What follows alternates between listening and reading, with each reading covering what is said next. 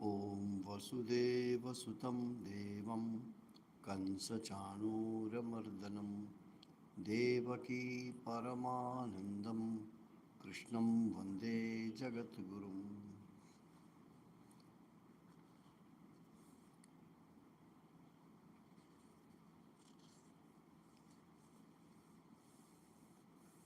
So Bhagavad Gita, as we discussed in our last class, is called Smriti Shastra. It is not part of the Vedas. So it is not Shruti. And Smriti is written for a period of time, just like the constitutions of the country. Same constitution is not there, it is amended according to the requirement of the society. So think of a book where the duties of individuals, duties of men, women, working class, children, everything is prescribed or mentioned. But when the society changes because of science, because of the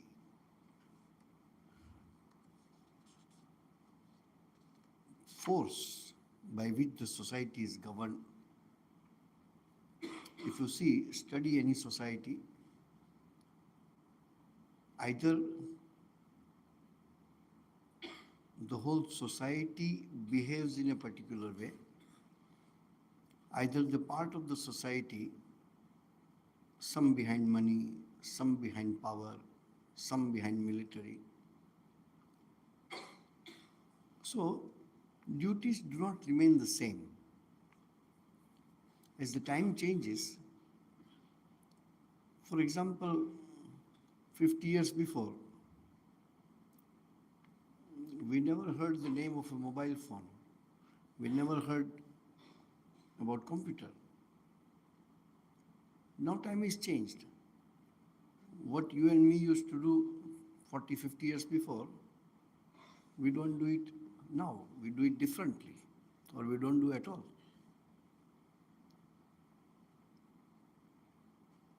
So, but having said that, that is part of Smriti Shastra, which is for a particular period of time. Still, Bhagavad Gita is relevant.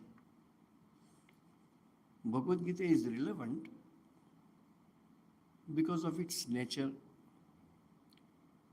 Adi Shankaracharya, while writing, says that Bhagavad Gita is Sarva Vedanta Sarabhuta Sangraha.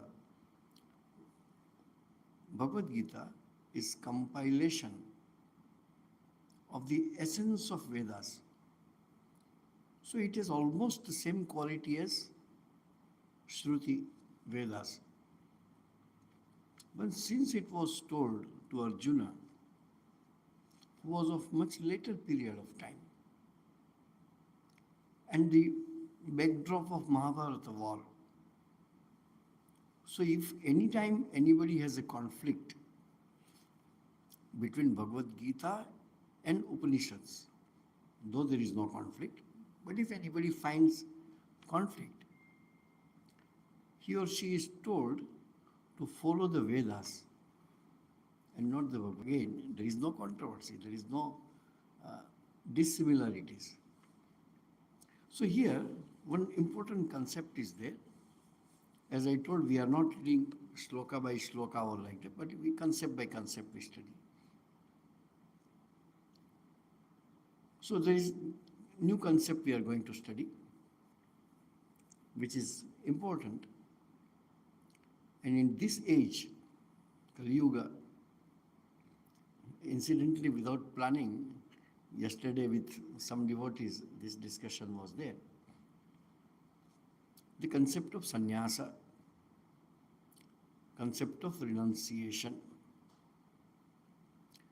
Now, first we understand renunciation. As soon as you hear the word renunciation, it is to give up something. Some people will say to hate something. No. If you say, for example, we want to go to the temple, which is on the second story. Can you go to the temple without renouncing the first story? You cannot go. So your effort to go to the second story is renunciation.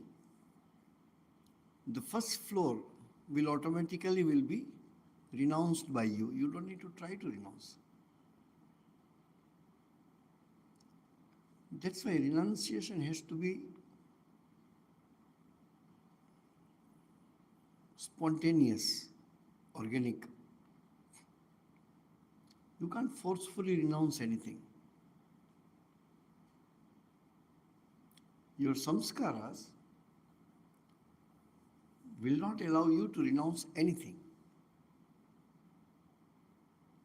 Swami Vivekananda writes in one of his poetry, as if there is terrible wind is blowing, which takes away whatever comes in its way. And that tornado or that wind is the wind of samskara. He says, Vahati Vipulavata Purva Sanskara Rupam. These our samskaras are very terrible. In Durga Saptashati, there is one shloka that the Maya, what is Maya? Maya is kind of spell. Maya is kind of, you feel compulsion. You know it is wrong, but you can't give up. Your desire, your samskaras will keep on doing that. So in Durga Saptashati there is a very interesting shloka. It says, Jnaninamapi chetansi, Jnaninamapi. Even the men of knowledge, wise people, learned, Devi Bhagavati, he saw this goddess, this Devi, Balad Akrishya, pulls him, Mohaya, and throws that being as if in the ditch of Moha, delusion, ignorance. Mahamaya Prayachati. As if Divine Mother forces someone. Who is that someone? Who is learned, who is wise, jnani, man of knowledge. That's why you will find that sometimes a person is very respectable, very knowledgeable, very wise, but does a silly mistake.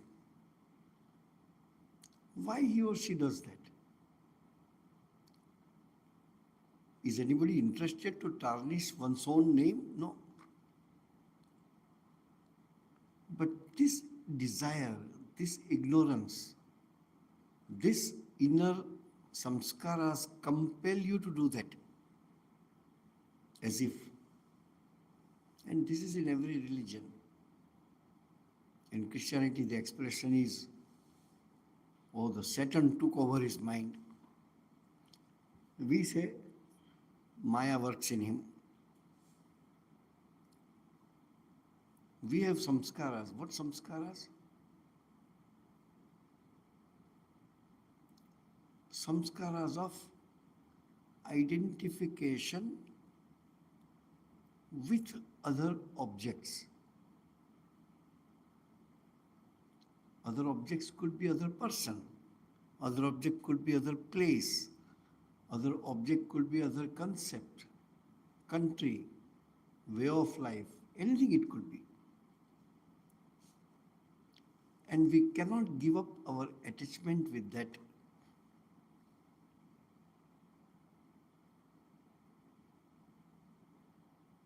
Generally, it is minimized into two. Your attraction for money or prosperity or that you consider valuable, your attachment for that. And secondly, your attachment for the opposite sex. These two are the prime two forces which works in every human being. When you read the Kathamrita or Gospel of Sri Ramakrishna, every now and then he will say, renunciation of Kamini Kanchana. Kamini doesn't mean woman. Kamini is lust, Kanchana is greed. If you can be little free from these two, you will find that which doesn't allow you to practice spirituality or doesn't allow you to go to any higher path is these two, your lust and your greed. Around these two, the world moves. Go to the high school and colleges. Boys are talking about girls, girls are talking about boys. Why it is so? This is how a human being is made of. This also is there in one of the scriptures, very famous shloka. God has created all the beings extrovert. Paranchi, extrovert. All the senses are extrovert. We want to see outside. We want to hear things from outside.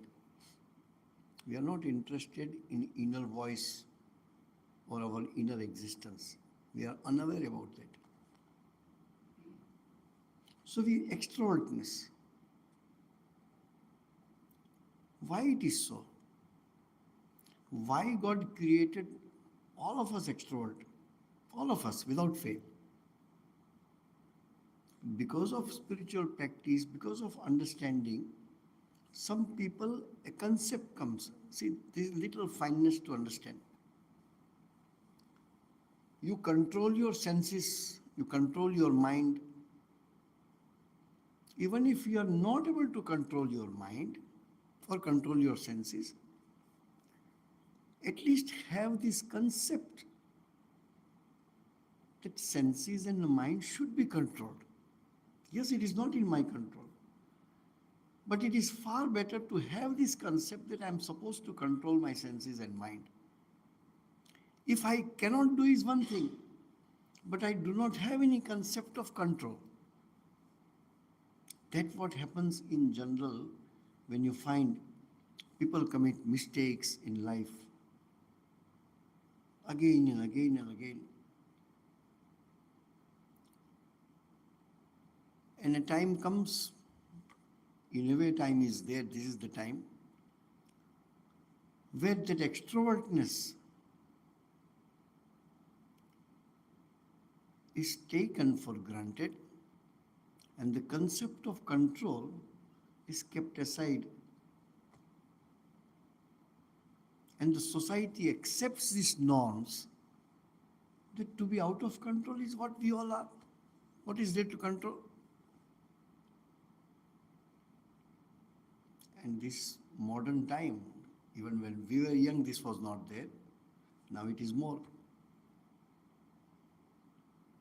There are very common words are used. Absolute absence of control. So you behave like an animal.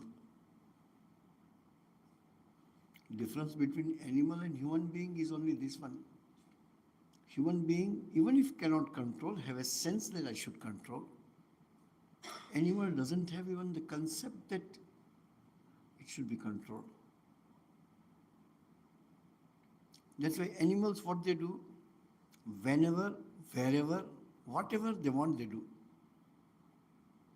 There is no time for them. Do you have time for lunch and dinner time for cows and dogs and all that? Yeah. If you have a pet dog, you have forced him to eat twice a day. Otherwise, in forest, there is no time. They are programmed. They live life accordingly. Human being, we are given same qualities as animal, same role to play as animals, same way of continuing your existence of your species.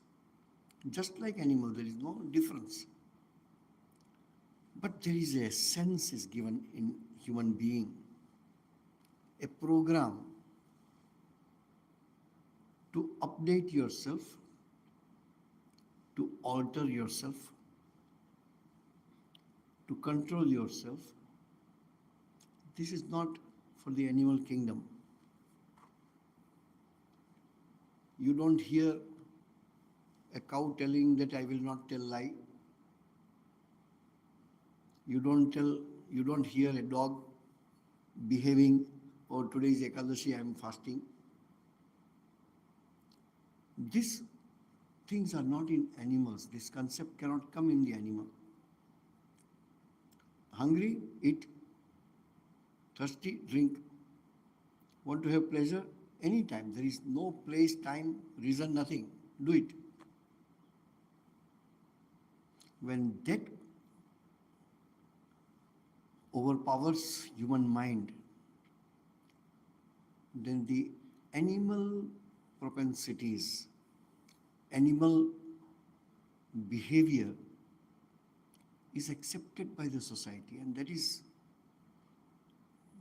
very sad that the control is forgotten. You can control or not is a different thing, again I am telling. But to have a sense that I should have control.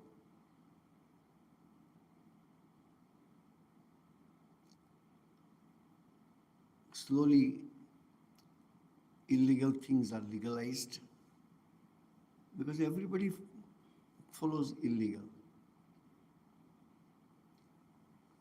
Immoral things are accepted in the society that, yeah, this is the norm. That's how the difference between one yuga and other yuga. That which was immoral once upon a time has become a norm now. That by doing which people used to feel shy, today it is done with pride. Very strange. And difference is hardly 3-4 decades.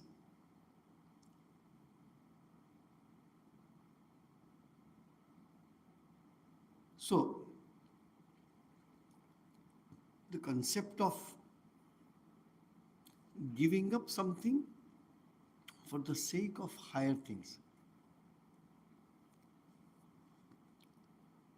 You will find those who secure good positions in examination. Most of them will say, no, this was a very important year, so I never went for a movie, I never went for anything, I concentrated on studies. To get something higher, you sacrifice, you renounce something. Actually, this is the root of what sannyasa means. Sannyasa is not this cloth, no. This cloth available in the market, you can buy.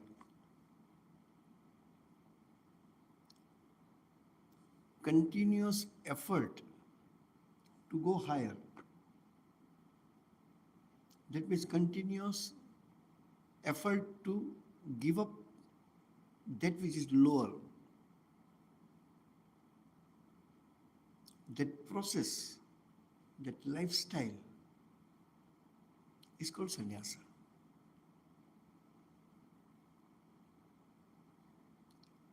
So I was talking to that group.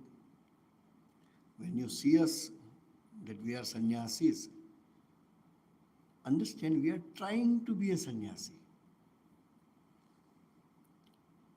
You take admission in a college, so you behave as if you are part of that, but you are trying to graduate. You are not yet graduated. We say, these people are devotees. Not that you have become devotees, you are trying to become devotee. Because the quality of devotees mentioned in the scriptures, it's very difficult to match ourselves with that. There used to be one sannyasa, one kind of sannyasa. When you realize the truth, it was so automatic that you renounce everything. You don't need to try to renounce. That sannyasa used to call it vidvat sannyasa. After realizing the truth, you lose all interest in this world. So you know business in what people are doing. It is Swami Vivekananda who told us to sit or live within the city and serve the society.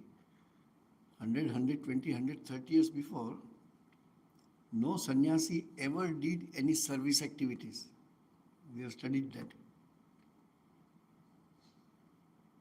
Not because I am monk of Ramakrishna Mission, so I am telling.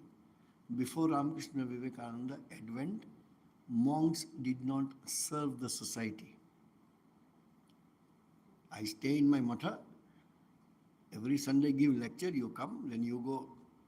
Not running this school and counseling and boys' home and hostels and dispensaries and this started after Swami Vivekananda. Now, most of the mathas, traditional mathas, have started little. They don't do much because that is not the practice.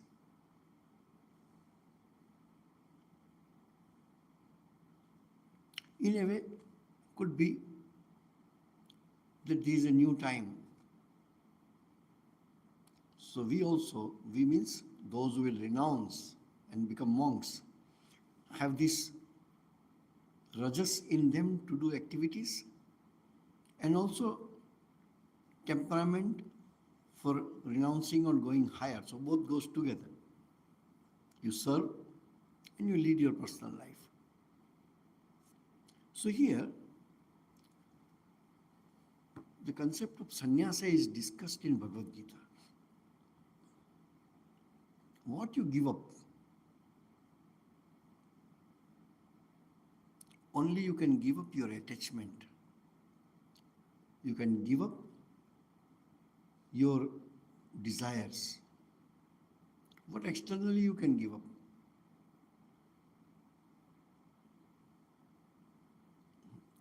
A grihastha also will take food, a sannyasi also takes food.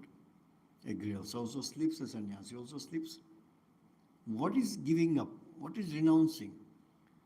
Renunciation of attachment and renunciation of desire. Whoever can do that is sannyasi. Whoever trying to do is trying to be a sannyasi. So idea is this, that cultivating interest in higher things. And when you are convinced, immediately your behavior will change. We know, we read in the books. For example, when we were young, came in contact with teachings of Sri Ramakrishna, Mother and Swamiji. First time, heard something. Oh, is it so? Because of samskaras, within 1 or 2 years we were convinced. Yeah, what they say is correct. I remember, this is not a big thing, but still since it is of my own life, so I can say. As a young boy, I was reading the lives of disciples of Swami Vivekananda. In that, nice stories are there, how the young man came to Swamiji and then renounced and became monks. So one particular young man came to Swamiji. And Swami Vivekananda was a very powerful personality. So he used to say many times many direct things. And he told to that young man, think, I need some money and I have only one thing to sell, and that is you. So I will sell you as a labor in a tea gardens to earn some money. Are you ready to be sold by me? So that boy said, this life is yours. Do whatever you want to do with this life. To this boy, later Swamiji told,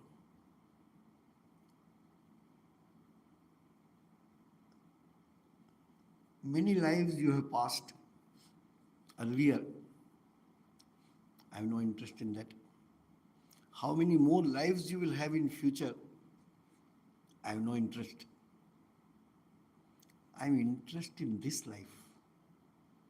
Are you able to give this life for the sake of God, for the sake of others, for the sake of human beings, to serve them, to help them?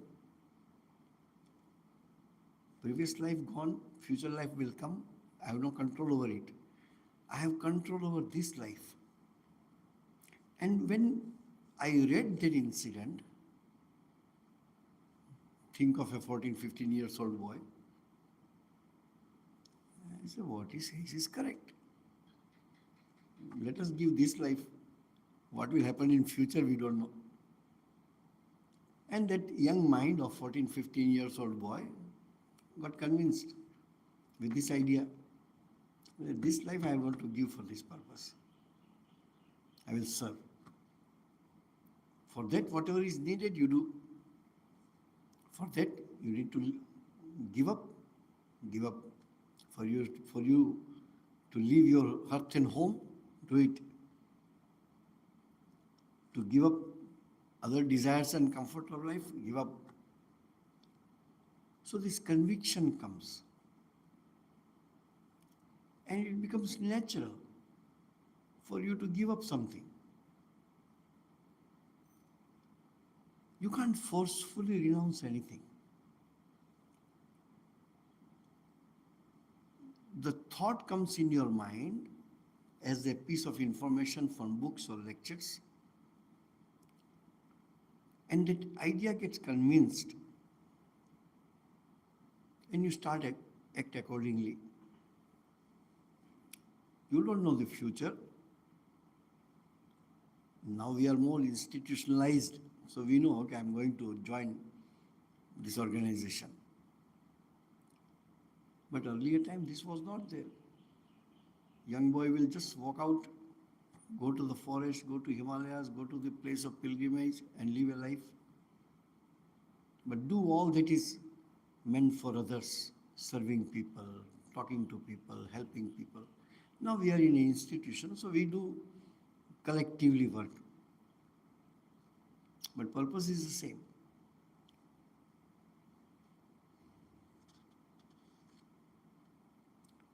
So when Krishna is telling to Arjuna, one side, Krishna says nobody can live without karma. 1 second you cannot live without karma. You must perform karma, you must do karma. And one side, he is glorifying the renunciation of karma. So Arjuna has a doubt. So Arjuna says to Krishna, tell me one thing, don't tell me both the things. One side you say renounce the karma, another side you say no, without karma you cannot stay. Tell me one thing, what to do.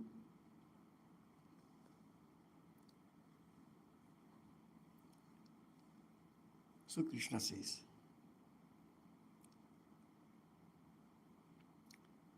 giving up karma and doing karma, both will help you. Doing karma with detachment. Or you have to give up karma at all, completely. This little fineness is there. Okay, don't do anything. No connection with the people. Just go to Himalayas, go to forest, do tapasya, nothing to do with anybody. And other, you continue serving people, but with detachment. Here also you don't have any objective, no purpose, no material benefit or gain in doing karma. So it is as good as not doing karma from personal point of view. So he said, Sannyasa karma yogascha nishreyasaskara ubhau. Both are sannyasa, giving up the karma, and karma yoga, that is doing karma with detachment, without expecting any result from the karma. Both are helpful.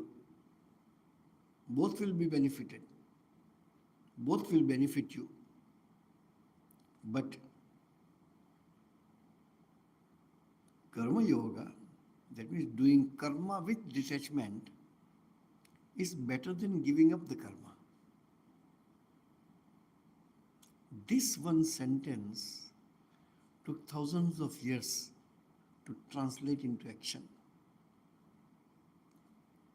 Tayostu, tayo means between these two, karma yoga and karma sannyasa. Doing karma with detachment and not doing karma at all. Between these two, karma sannyasat, karma yoga vishishyate. Between these two, doing karma with detachment is better than not doing karma. Bhagavad Gita is there for 3,500 years.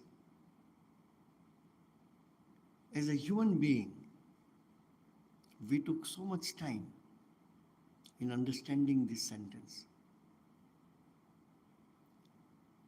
120, 130 years before, Swami Vivekananda not only interpreted, but told that, see, remember that Swami Vivekananda went to the last stone of India, Kanyakumari, crossed the turbulent ocean, 3 days stayed on that small island and meditated on India, that hundreds of monks, itinerant monk, Ramta Sadhu, many of them well versed in scriptures, how good it will be that these monks, instead of loitering, good, karma sannyasa, they are not interested in any activity. But how good if they do karma yoga and help the society. It was in 1970s in Haridwar. In our ashram there was a temple was constructed, temple of Sri Ramakrishna. So our President Maharaj at that time, Swami Vireshwaranji, was there. And being Haridwar, Haridwar is a place where most of the denominations of Hindu monks, ashramas are there. All were invited with respect. And they came.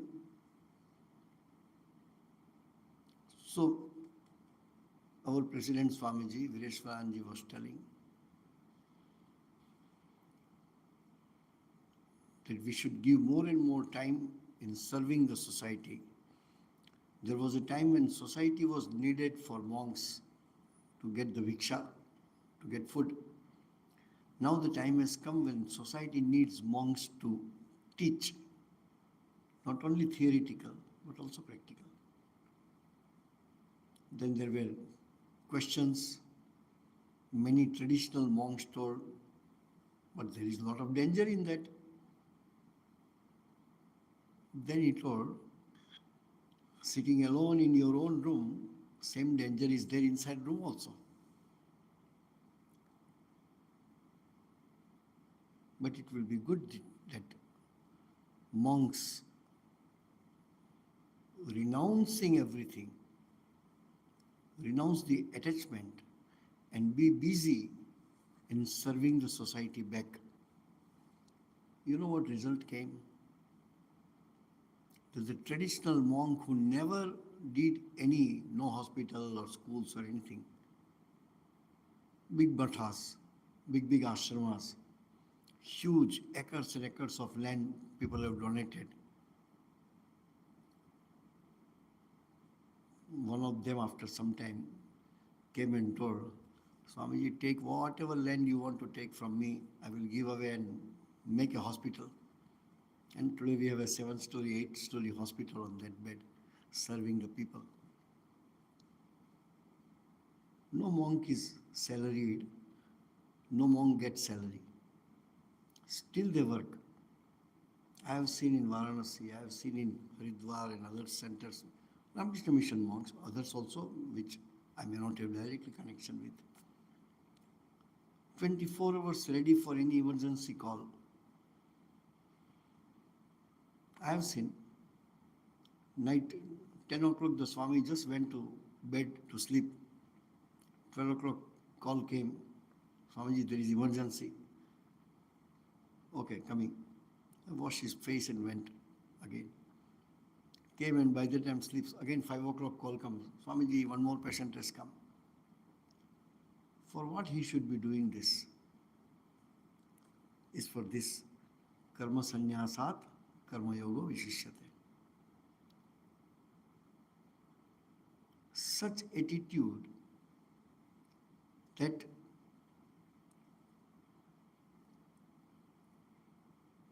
if my time can be used for the service of others,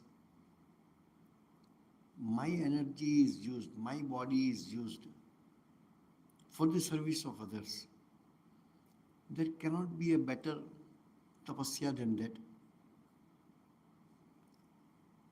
We had a monk passed away called Swami Muktananda, One Bihari Maharaj. I have seen him. When he came, his Guru, Mahapurush Maharaj, Shivananda ji told him, go to Varanasi, serve the patients. This young man came and learned dressing. All the wounds will be washed properly and put bandage and all that. That dressing he learned. I'm talking about 1930s and 40s. Till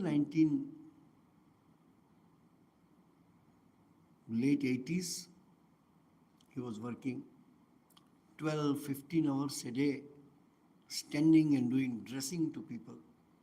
So much so, both the knees became stiff. He can't bend his knees. So when I saw him, his bed was so high because he will take support of the leg and put his leg like this.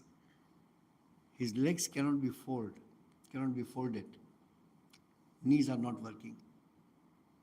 But on face there was always a smile. So this Swami told, Swamiji, you retire now, we will do this job. So he used to smile. My Guru told me to serve. By your telling, I'm not going to stop. And they used to say, there are two Shivas in Varanasi. One is Vishwanath Shiva, second is this Swami Muktananda. Gave his life for the patients. 12, 15 hours a day. The body was completely destroyed because of service to others. But there was a deep satisfaction in his life. I have seen that at the end of his life, I have seen.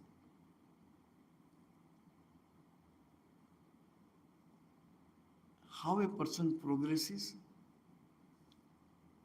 Let me give an example from Sri Ramakrishna.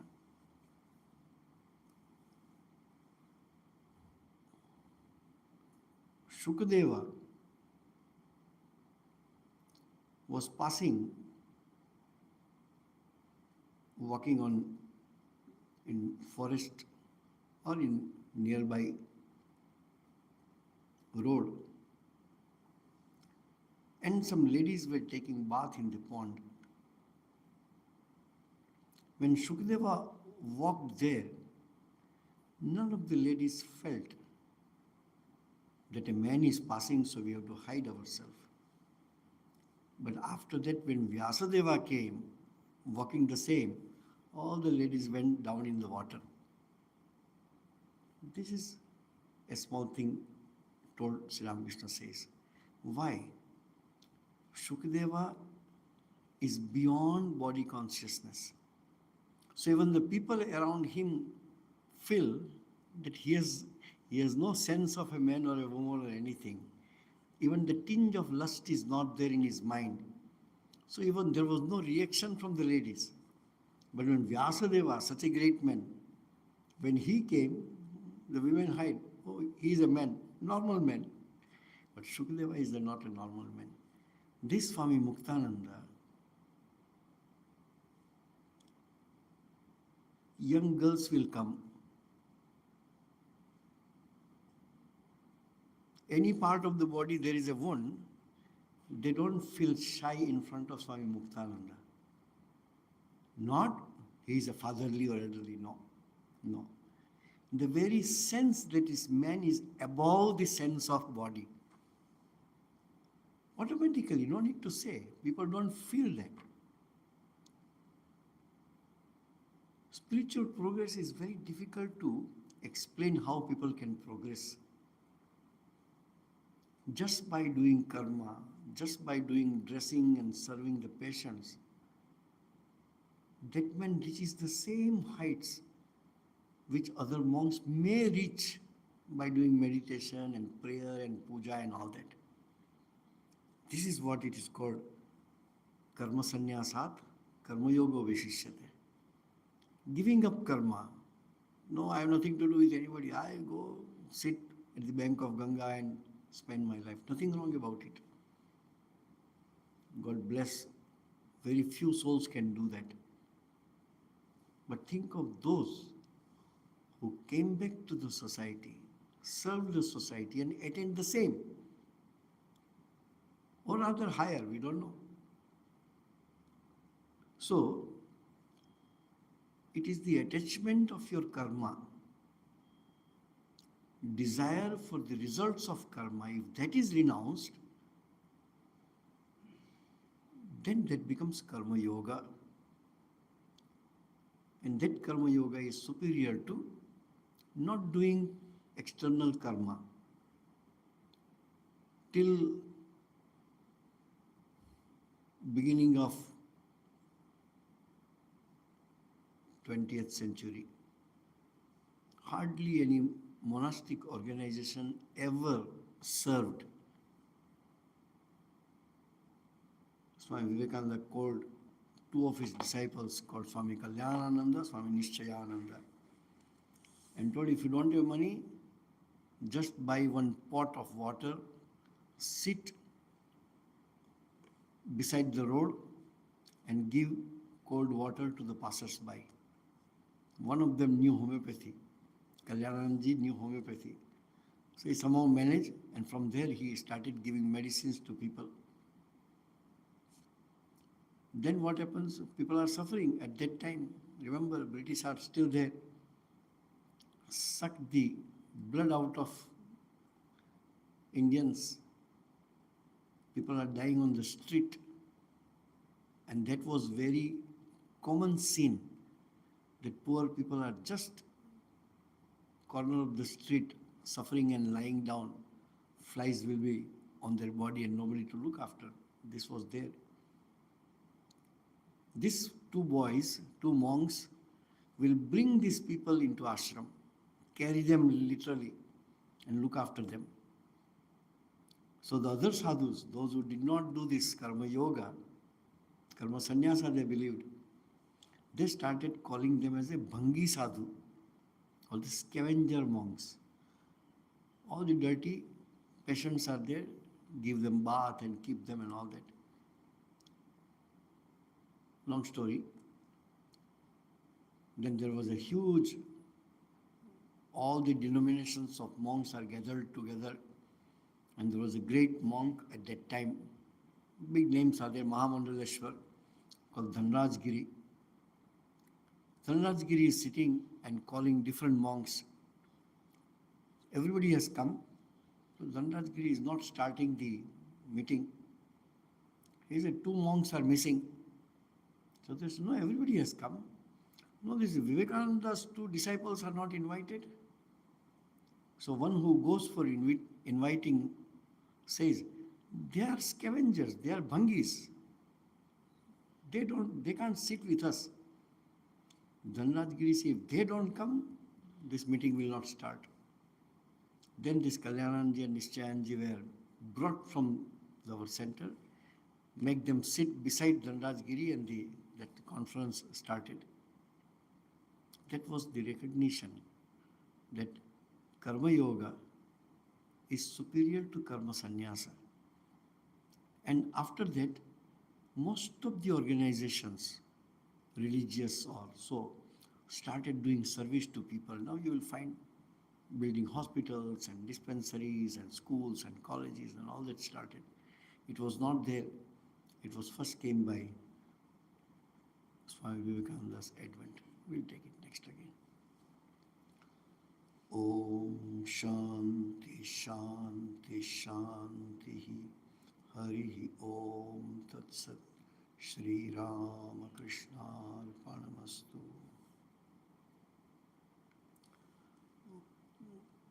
That next Saturday is that program, no? You pamphlet you give, they want.